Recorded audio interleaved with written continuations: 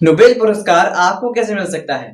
यह जानने से पहले यह जानना जरूरी है कि नोबेल प्राइज होता क्या है। तो दोस्तों, नोबेल पुरस्कार उन लोगों को सम्मानित करता है जिन्होंने मानव जाति को सबसे बड़ा लाभ पहुंचाया है। स्वीडन के महान वैज्ञानिक अल्फ्रेड बर्नार्ड नोबेल, जिन्होंने डायनामाइट का आविष्कार किया था, उन्होंने अपनी मृत्यु से पहले सन 1895 में अपनी वसीयत पर हस्ताक्षर किए, जिसमें अपनी विशाल संपत्ति का उपयोग करके एक ट्रस्ट बनाने का निर्देश दिया गया।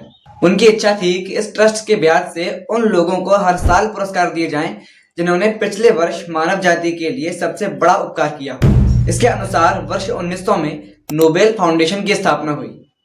दोस्तों, इस पुरस्कार में मिलता क्या है? तो इसमें गोल्ड मेडल, डिप्लोमा और नकद पुरस्कार दिया जाता है। यह पुरस्कार हर साल अक्टूबर में घोषित होकर 10 दिसंबर को अल्फ्रेड नोबेल की पुण्यतिथि पर दिया जाता है। यह पुरस्कार कई क्षेत्रों में दिया जाता है। इसका शांति पुरस्कार नॉर्वे के ओस्लो में और बाकी पुरस्कार स्वीडन के राजा के हाथों स्वीडन के स्टॉकहोम में दिए जाते हैं। दोस्तों, ये महान पुरस्कार आपको भी मिल सकता है, आसानी से मिल सकता है, लेकिन कैसे? यह आपको वीडियो के लास्ट में पता चलेगा। इसके लिए वीडियो को लगातार देखते चलिए। सत श्री अकाल दोस्तों, कैसे हैं आप? आप हमेशा सुखी और खुश रहें। मैं चाणक्य गोस्वामी यही कामना करता हूँ।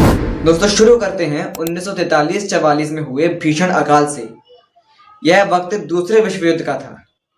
दूसरा विश्व युद्ध 1939 से 45 तक चला था, जिसके बीच में ही यह अकाल पड़ा था। दोस्तों, बंगाल के अकाल की भयावहता के बारे में मैंने ये वाला वीडियो बनाया था, आप ये वाला वीडियो भी देखिएगा। मोटी मोटी बात यह है कि इस दौरान भारत ब्रिटिशर्स का उपनिवेश था और ब्रिटेन का प्रधानमंत्री विंस्टन चर्चिल, दोस्तों, तब बागडोर उसी के हाथों में थी, तो भारत के बारे में कुछ भी बोले जा रहा था। दोस्तों, उसने महात्मा गांधी के आत्मबल पर भी सवाल उठाते हुए कहा कि अगर अकाल इतना भयावह होता तो गांधी उसमें मर जाते। उसने यहां तक कह दिया कि भारत के लोग खरगोशों की तरह बच्चे पैदा करते हैं, इसलिए वहां अकाल पड़ता है। भारत का कितना बड़ा अपमान तब चर्चिल ने किया था। लेकिन अकाल की सही वजह बताई विश्व के प्रसिद्ध अर्थशास्त्री अमर्त्य सेन ने। दोस्तों, जब बंगाल में अकाल पड़ा था तब वह 10 साल के थे। वे शांति निकेतन में अपनी प्रारंभिक शिक्षा ग्रहण कर रहे थे। शांति निकेतन कलकत्ता के बीरभूम जिले में स्थित सांस्कृतिक केंद्र है, जिसकी स्थापना देवेंद्र नाथ टैगोर ने की थी और उनके पुत्र रविंद्रनाथ टैगोर ने उसे विश्वविद्यालय के रूप में विकसित किया। दोस्तों, शांति निकेतन तक अकाल का विकराल मुख नहीं पहुंच पाया था। वहां सब कुशल मंगल था। लेकिन एक दिन वहां एक पागल जैसा कोई आदमी फटे हाल, मैले कपड़े, बिखरे बाल लिए पहुंचा। वो बहुत कमजोर लग रहा था, उसमें चलने की भी शक्ति नहीं थी। लेकिन बदमाश लड़के होते हैं ना, लोगों को परेशान करने में उन्हें मजा आता है। ऐसे ही बदमाश लड़कों की एक टोली उस आदमी को भगा और चिढ़ा रही थी। लेकिन अच्छे लड़के भी होते हैं जो ऐसे लड़कों से लोगों की रक्षा करते हैं। संस्कृत में एक श्लोक है, विद्या विवादाय धनम मदाय शक्ति परेशान पर पीड़नाय खलस साधु विपरीत में तत् ज्ञानाय दानाय च रक्षणाय। तो उन अच्छे लड़कों ने उन बदमाश लड़कों को भगा दिया और उससे उसकी तकलीफ पूछने लगे। दोस्तों, उन अच्छे लड़कों की टोली में अमर्त्य सेन भी थे। तभी वहां एक शिक्षक पहुंच गए और पहचान गए कि यह व्यक्ति बहुत भूखा है। उसे तुरंत भोजन परोसा गया। दोस्तों, जब किसी इंसान को कई दिनों तक भोजन नहीं मिलता है ना, तो उसका दिमाग काम करना बंद कर देता है।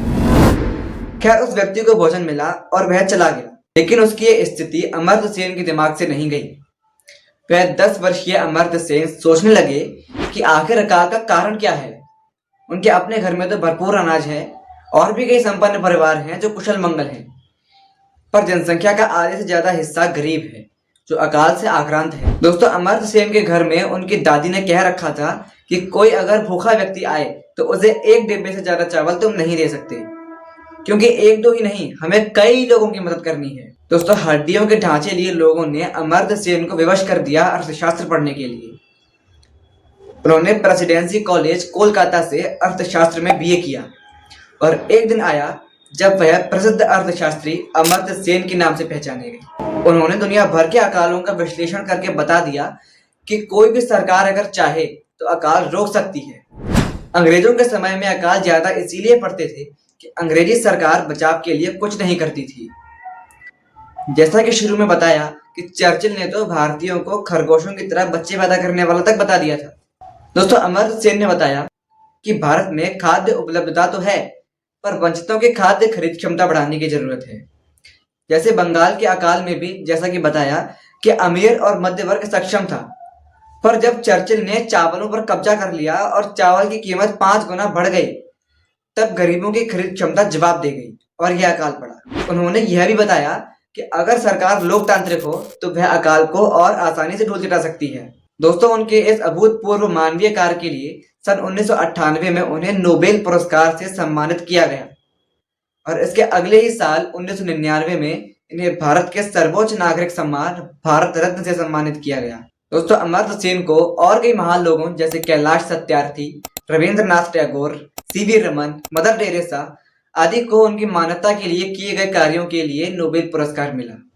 लेकिन ऐसे भी लोग हैं जिन्हें भौतिक रूप से नोबेल नहीं मिला, लेकिन वे भी नोबेल विजेता हैं। जैसे एपीजे अब्दुल कलाम, विनोबा भावे, एमएस स्वामीनाथन आदि लोगों ने मानवता के लिए जो कार्य किए, जिससे उन्हें अंदर से जो आनंद मिला, उनका नाम, उनकी उपलब्धि भी किसी नोबेल से कम नहीं है। बस यही मेरा कहना था कि यदि आप भी लोगों की भलाई के लिए कार्य करते हैं तो यही सबसे बड़ा पुण्य है।